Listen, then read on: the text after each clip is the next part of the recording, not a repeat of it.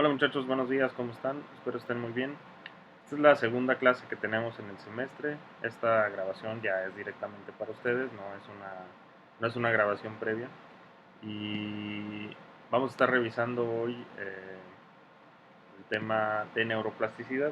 Ya estuvimos revisando neuroanatomía eh, en la clase pasada. Y respecto a la neuroanatomía, pues lo que vieron es lo que vamos a estar necesitando como referencia este, en futuras clases, pero no nos vamos a meter mucho, no vamos a ahondar mucho en la neuroanatomía porque es un tema extenso que pues precisa su propio semestre de estudio. Ya ustedes llevaron la materia del sistema nervioso, así que eso ya debe estar un poco más claro. Aún así, si hay dudas, pues recuerden hacérmelas saber este, y despejarlas para poder tener un semestre exitoso en cuanto a la revisión de los temas y los contenidos. Como les decía, en esta segunda clase pues vamos a enfocarnos más en aspectos propios de la neurofisiología, que es el segundo tema.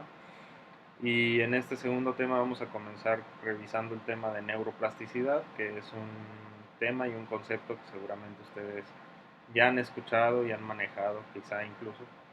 Este, y precisamente es un tema que es de suma utilidad en el tratamiento rehabilitatorio. Así que no es una revisión meramente teórica, sino que es algo que ustedes van a poner a la práctica después y es algo que muy someramente vamos a revisar el día de hoy al final cómo se relaciona este tema con la práctica y con la rehabilitación. La neuroplasticidad es un concepto, denme un segundito. La neuroplasticidad es un concepto que nació hace varios años, pero no se había incorporado a las ciencias médicas del todo, no nació completamente por la medicina. De hecho, hace varios años, cuando yo todavía estudiaba la secundaria, cuando yo en secundaria prepa, en nuestras clases de biología todavía nos enseñaban que las neuronas no se regeneraban. Precisamente este, esa es la base de la neuroplasticidad, la regeneración neuronal, pero ahorita vamos a ver cómo se lleva a cabo, cuáles son sus mecanismos, etcétera. Pero hoy por hoy ya se tiene el conocimiento de que no es del todo cierta esta aseveración de la regeneración neuronal, pues se ha comprobado que sí es algo que sucede en el sistema nervioso, que se puede llevar a cabo en ciertas áreas y de ciertas formas, no tanto como nos gustaría, pero sí es algo posible. Este, el tejido nervioso, nervio, cerebro, llámese como se llame, se puede regenerar de ciertas formas, a ciertas velocidades y en ciertas áreas específicas, ¿verdad? Este, ¿Cuáles son los objetivos de hoy? Recuerden que cada clase vamos a estar marcando objetivos. Quizá solamente la clase pasada no teníamos objetivos, pues era una revisión general. Los objetivos para hoy es aprender el concepto de neuroplasticidad, es decir, después de la clase de hoy ustedes deberían de aprender qué es neuroplasticidad, poderlo definir cuando les sea preguntado y también identificar cuáles son los mecanismos de neuroplasticidad, dónde se llevan a cabo, etcétera. Conocer también las situaciones que desencadenan los mecanismos de neuroplasticidad, pues no solamente es en lesiones, no solamente es cuando existe cualquier injuria, sino que se lleva a cabo en múltiples escenarios de nuestra vida cotidiana. Incluso nosotros al momento de aprender estamos llevando a cabo un proceso neuroplástico muy interesante. Pero bueno, eso lo vamos a revisar en un momento.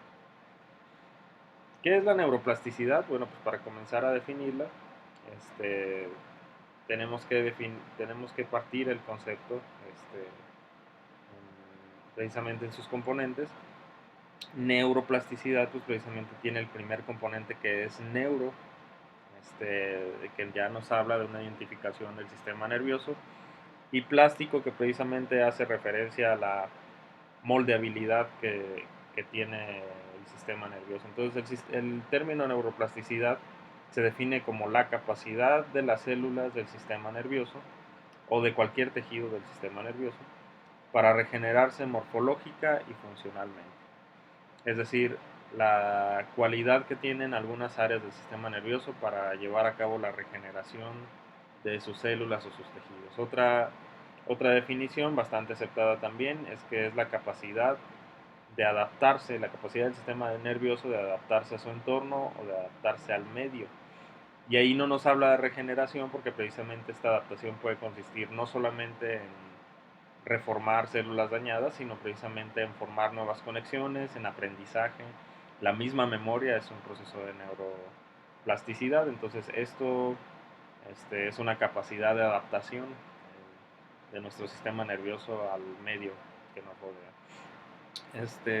Con esta definición podemos, eh, podemos tomarla como marco de referencia, que por cierto no es que estudiemos para hacer examen, pero por cierto en el examen ustedes tienen que tener todos estos elementos que acabamos de mencionar anteriormente para poder definir correctamente qué es la neuroplasticidad. ¿De qué formas puede, o más bien no de qué formas puede resultar, sino en qué momentos o en qué situaciones o circunstancias se necesita o se llevan a cabo procesos neuroplásticos o cuándo es que se apela a la neuroplasticidad en el sistema nervioso? Pues bueno, el primero es este que estamos viendo aquí. Esta es una imagen de una página de internet que casualmente, aun cuando el tema ya estaba planeado, casualmente ayer hicieron esta publicación de una página que yo sigo, que es más como de alimentación y cosas así, pero es precisamente el contenido que, que yo presento en mis clases. ¿Cuáles son las situaciones de las que puede, o en las que pueden encontrarse procesos neuroplásticos? Pues el primero es esto, las circunstancias de estrés, los momentos de tensión, la fatiga mental, etcétera. Todos esos son momentos en los que encontramos procesos neuroplásticos en nuestro sistema nervioso. ¿Por qué? Pues precisamente porque los momentos de fatiga, de tensión, de estrés en el sistema nervioso, en la mente, pues producen estrés en las células del sistema nervioso o en las neuronas, que no, en determinadas circunstancias no les permite un funcionamiento adecuado. Por ejemplo, cuando ustedes están estresados, pues no pueden contestar un examen de la misma forma que si estuvieran tranquilos. Cuando están bajo estrés no reaccionan igual, etcétera, ¿no? A todo eso se refiere, entonces necesitamos en ese momento procesos neuroplásticos para, para subsanar ciertas situaciones. En las interacciones sociales, en donde se lleva a cabo cierto aprendizaje también. En eventos traumáticos, y en traumáticos pues se refiere específicamente a lesiones, tanto los aspectos lesivos como los aspectos psicológicos, ambos significados de eventos traumáticos. Y por eventos traumáticos lesivos, pues podemos hablar de traumas externos o de lesiones internas. Por traumas externos, pues podemos entender el traumatismo craneoencefálico, podemos entender la lesión medular, etcétera. Por lesiones internas, el evento vascular cerebral, entre otros, ¿no? Que lesionan las células del sistema nervioso y precisamente necesitan procesos neuroplásticos que subsanen y remedien esa situación y de alguna forma regeneren las conexiones previas. Recuerden ustedes que las neuronas están conectadas entre sí mediante un proceso que se llama sinapsis, y estas sinapsis precisamente son las que llegan a perderse, o estos contactos o conexiones llegan a perderse y necesitan formarse nuevas conexiones. Cuando muere la célula se necesitan formar nuevas células o se necesitan formar conexiones que de alguna manera reemplacen esa conexión o esa función perdida por la célula nerviosa que murió. Recordad solamente que cuando hablamos de célula nerviosa podemos estar hablando, o de célula del sistema nervioso, podemos estar hablando mayormente de neuronas, pero hay otro tipo de células del sistema nervioso que son las células de sostén o células de la glía, ¿sí? Las emociones también hay un factor importante, un componente importante de neuroplasticidad. Se lleva a cabo procesos neuroplásticos en las conexiones de emociones, en el control de las emociones, etcétera. Cuando hay en meditación, cuando una persona medita, cuando hay calma, tranquilidad y paz, también es otra forma de apelar a la neuroplasticidad, o es otra forma en la que se activa la neuroplasticidad. Es más fácil tener ciertos tipos de memoria, de recordar ciertas cosas, la misma tranquilidad, incluso es un proceso en el sistema nervioso. Y bueno, es otro en el que se activa la neuroplasticidad. Nuevas experiencias o aprendizajes, este, también son situaciones en las que se activa el sistema nervioso.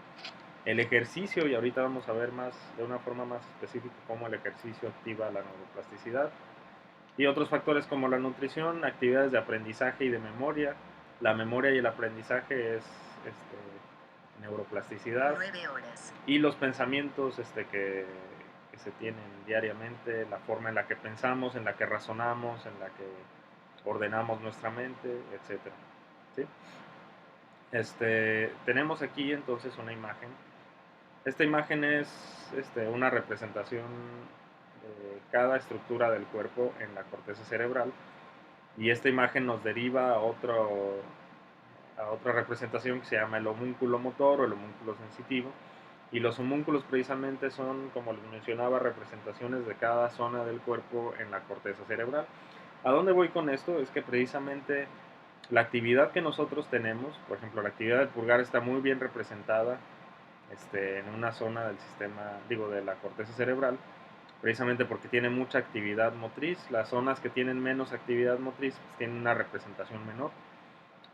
¿Qué es lo que, a dónde es donde quiero llegar? Precisamente nuestra actividad, nuestra forma de aprender, el tipo de movimientos, de ejercicio, de deportes, etcétera, que nosotros realizamos, le da forma a nuestro sistema nervioso. ¿Sí? El sistema nervioso que nosotros tenemos tiene la forma que tiene por las actividades que nosotros hacemos, por el aprendizaje que tenemos, por nuestros valores morales, incluso nuestra ética, etcétera, le da cierto moldeo a nuestro sistema nervioso. Se ha estudiado, por ejemplo, mediante resonancia magnética funcional, el sistema nervioso de personas que realizan menos actividad deportiva o menos actividad física, y se han identificado cambios estructurales.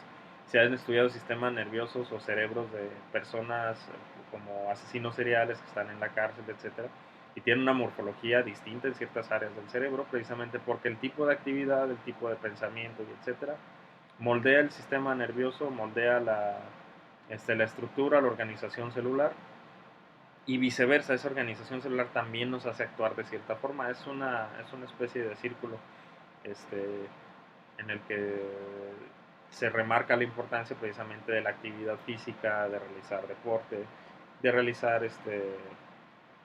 retos mentales, si ustedes lo quieren llamar así, de aprender, de estudiar, de memorizar, todas estas cosas que pueden moldear nuestro sistema nervioso. Y ese moldeo, esa adaptación precisamente es la neuroplasticidad.